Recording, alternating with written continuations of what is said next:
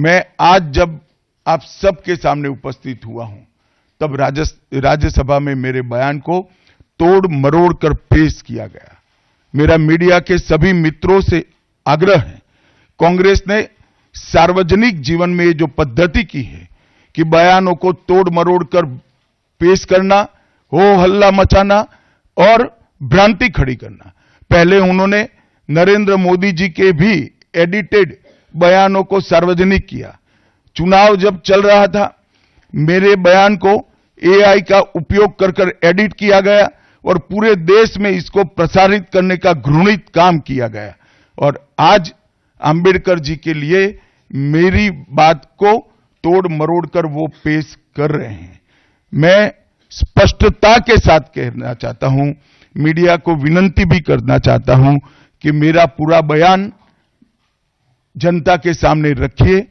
मैं वो पार्टी से आता हूं जो पार्टी कभी अंबेडकर जी का अपमान नहीं कर सकती। पहले जनसंघ और फिर भारतीय जनता पार्टी ने हमेशा अंबेडकर जी के सिद्धांतों के आधार पर चलने का प्रयास किया है।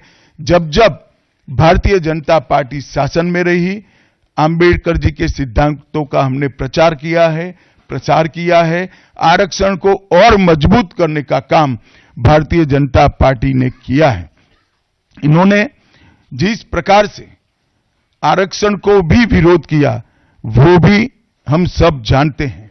पिछड़ा वर्ग आयोग, काका साहेब कालेलकर आयोग 53 में बना, 55 में रिपोर्ट आई, आज तक वो रिपोर्ट को लागू नहीं किया गया।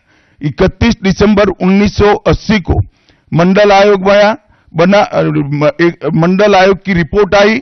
80 में इंदिरा जी ने मंडल आयोग को ठंडे बस्ते में डाल दिया। 90 में जब गैर कांग्रेसी सरकार आई, तब मंडल आयोग की रिपोर्ट लागू हुई।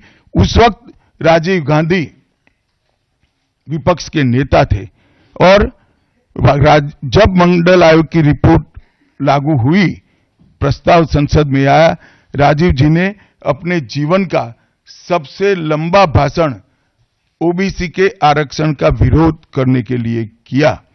आज मैं फिर से एक बार आग्रह के साथ मीडिया को बताना चाहता हूं, सच्चाई को जनता तक पहुंचाना चाहिए।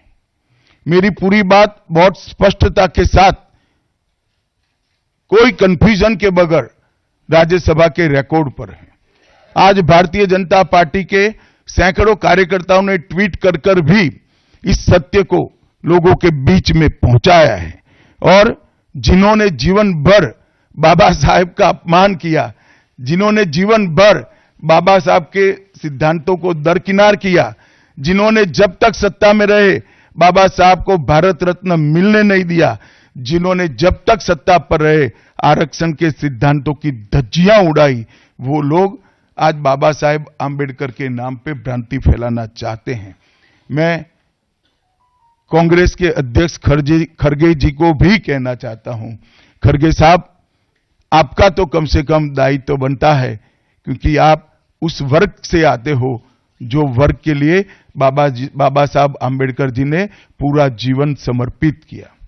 आपने कम से कम कांग्रेस के एक कुत्सित प्रयास में सपोर्ट नहीं करना चाहिए था।